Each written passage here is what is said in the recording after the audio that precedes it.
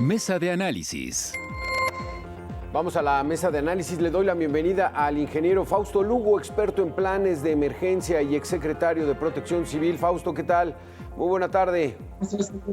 Muy buenas tardes. Un saludo a todo el auditorio. Muchísimas gracias. El tema de hoy de Mega Noticias es desastres naturales. Particularmente aquí a las 3 de la tarde vamos a tratar de analizar los huracanes 2022. Fausto, quisiera que fuéramos desde el principio porque luego la gente no ubicamos muy bien de cuándo a cuándo es la temporada de huracanes, particularmente en nuestro país. Sí, normalmente se inician las temporadas hacia mayo y concluyen en octubre. La temporada de huracanes se da inicio el 15 de mayo, pero ha habido ocasiones que inician un poco antes y incluso hay ocasiones en las cuales todavía tenemos presencia de fenómenos hacia finales de octubre, a principios de noviembre. Entonces, independientemente de la temporada de huracanes, tenemos algunos fenómenos hidrometeorológicos que pueden representar algún riesgo a la población. Entonces, la realidad es que siempre hay que estar alerta, hay que estar pendiente sobre ese tipo de fenómenos. Más allá del huracán, claro. el problema viene a ser la lluvia, y la lluvia a veces no necesariamente viene acompañada con fenómenos hidrometeorológicos, sino simplemente con presencia de nubosidad y condiciones ambientales que propician la lluvia fuerte e intensa, que para algunas ciudades es totalmente catastrófica. Es decir, del 15 de mayo al 15 de noviembre es la época de lluvias, es la época de nublados, es la época donde pueden pegar tormentas tropicales o huracanes, para que lo podamos entender. ¿Cómo nos ha ido en este 2022, sí. Fausto? Sí, adelante. Sí, es la época más intensa, pero lo cual no exime que puede haber lluvias en cualquier otra época del año. O sea, es la época que se tiene reflejada con la presencia de fenómenos de huracanes, fenómenos de categorías de diferentes niveles que representan un riesgo adicional a la población. Pero eso no exime de que no vaya a llover en los diferentes meses. Tenemos presencia de lluvia en enero, febrero, marzo, prácticamente todos los meses, dependiendo de las ciudades, pero existe en todos lados. Ahora, ¿cómo nos ha ido? Pues yo te diría que nos ha ido mal. Ya cuando tenemos personas fallecidas por causa de un fenómeno natural, pues la realidad es que algo no se hizo bien, algo se dejó de hacer y obviamente se expuso a la población o la población no siguió las medidas adecuadas, pero el tema es que tenemos resultado negativo, resultado que obviamente no es el deseable desde la gestión de riesgos y obviamente desde los apoyos de protección civil. Exacto. ¿Cómo pudiéramos estar ahorita calificando cuáles fueron esos primeros fenómenos fuertes de lluvia intensa que se regresaron este año y cómo se han ido comportando? Pues mira, Alberto, la realidad es que población aún sigue sufriendo, no les ha llegado los apoyos que normalmente antes se hacían de una forma inmediata. Estamos hablando principalmente de los desastres que hemos vivido en las costas de nuestro país, en donde mucha población quedó realmente sin nada, en donde los apoyos son urgentes que sigan llegando. Porque hay que mencionarlo, o sea, no nada más es el apoyo durante el fenómeno natural, sino que muchas familias quedan con daños permanentes y lo cual requiere de un apoyo permanente hasta que regresa a una situación casi normal previa a lo que haya ocurrido el desastre.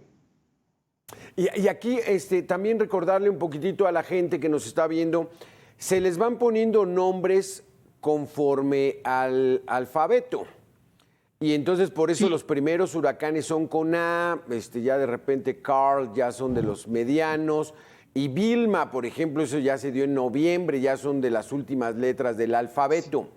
Aquí la situación está de que hay que estar al pendiente tanto de Protección Civil como de las autoridades por estos fenómenos, o sea, no confiarnos, Fausto. No, nunca hay que confiarnos. Y independientemente, normalmente un huracán inicia con la A y tenemos el alfabeto para cumplir hasta la Z, pero hemos tenido casos donde hemos tenido que seguir nombrando con números los fenómenos que siguen después de las letras. Entonces, hemos vivido ocasiones en las cuales se nos acabó el alfabeto de tantos fenómenos naturales que tuvimos presencia durante ese periodo. Entonces, aquí la indicación a la población es permanentemente estar alerta, obviamente siempre estar preparados a saber qué hacer antes, durante y después, siempre tener de preferencia una mochila que le llamamos de vida, de ayuda, de apoyo, de auxilio, como le denominen en su región, tenerla a la mano precisamente para poder atender las condiciones mínimas para poder regresar a la normalidad o al menos a una situación estable después de ocurrir un desastre. Fausto, derivado del calentamiento global y del cambio climático, ¿qué será? Hace unos 20 o 25 años empezamos a ver este fenómeno del niño y fenómeno de la niña. ¿Este 2002 hubo esos fenómenos aquí en México? Mira, normalmente los ciclos son un ciclo de la niña y después viene un ciclo del niño. Prácticamente las consecuencias obviamente son el impacto que se presentan en el país y dependiendo de la región de nuestro país es el comportamiento que va a tener ya sea el niño o la niña. Yo te diría que cotidianamente estos fenómenos se presentan, es una situación normal ya para los efectos en los que vivimos hoy en día y también mencionarlo, o sea, la realidad es que el cambio climático ha venido a acelerar los procesos, los fenómenos que antes pudiéramos tener, hablar de 20, la presencia de 20 fenómenos, tal vez hoy en día tenemos 40, nos ha incrementado la actividad de los fenómenos naturales, de los hidrometeorológicos, esto precisamente a consecuencia del cambio climático. Y hay que mencionarlo también, la sociedad forma un papel importante en ahora exponerse en las trayectorias en donde antes no tenía tanta presencia la actividad humana, sino que nosotros nos hemos puesto en las trayectorias que precisamente van dirigidas durante las épocas de los huracanes en nuestro país. Entonces, ambas cosas han ido incrementando y por eso hoy en día se percibe mucho más riesgo cualquier fenómeno que se presenta en nuestro país. ¿Qué es el fenómeno y cuáles son las causas del fenómeno del niño o la niña? ¿Y por qué les ponen esos nombres? Bueno, esa ya es una condición propiamente de los meteorólogos, que precisamente por un lado tenemos un incremento de nubosidad y por ende mayor cantidad de lluvia, y por otro lado existe el comportamiento de una menor presencia de cantidad de lluvia. Entonces, los componentes se van dando de esa forma y las condiciones se van precisamente incorporando de acuerdo a la naturaleza de lo que se va presentando. Aquí, por ejemplo, estamos ya terminando octubre. Digamos que estamos en la recta final de estos fenómenos meteorológicos conocidos como huracanes o tormentas tropicales.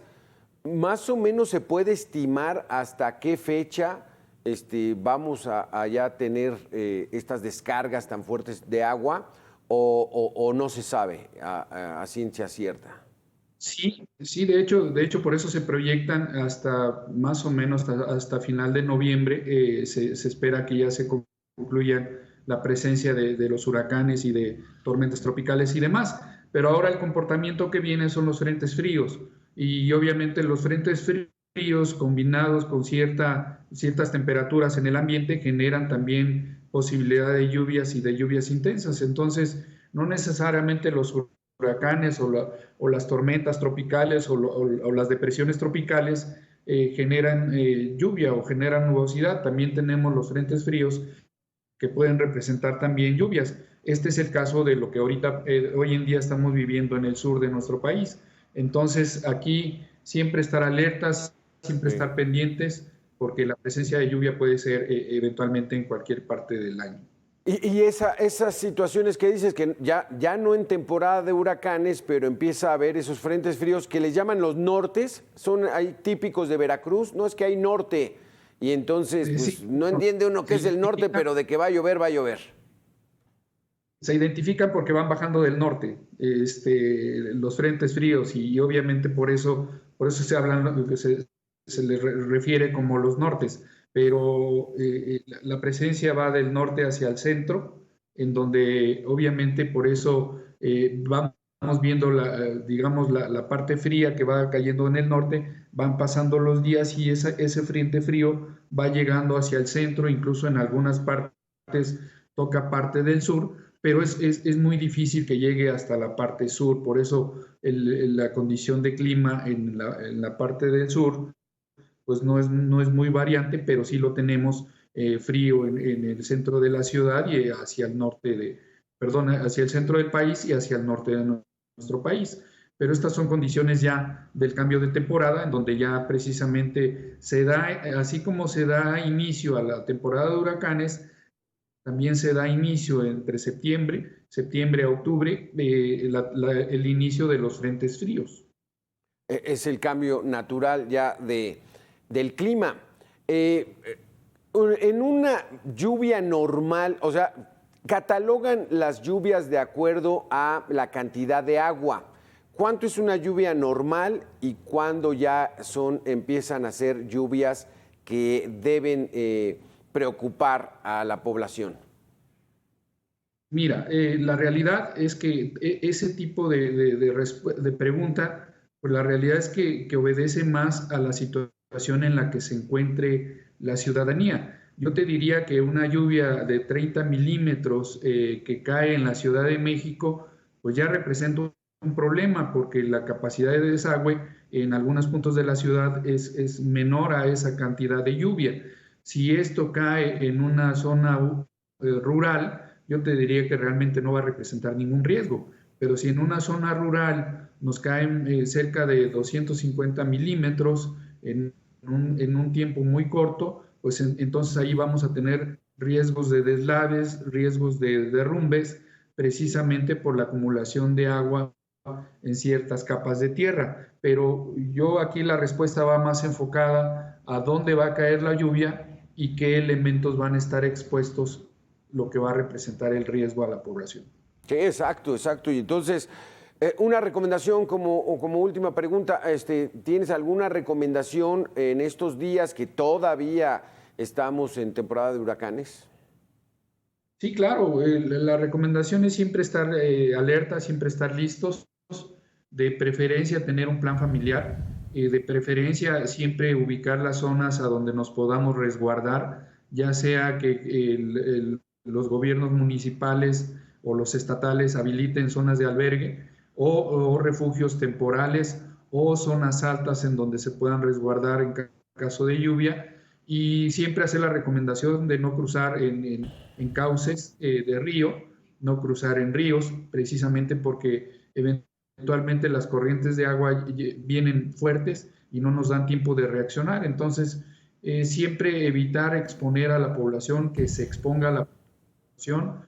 Los daños materiales se pueden recuperar, pero las vidas ya no.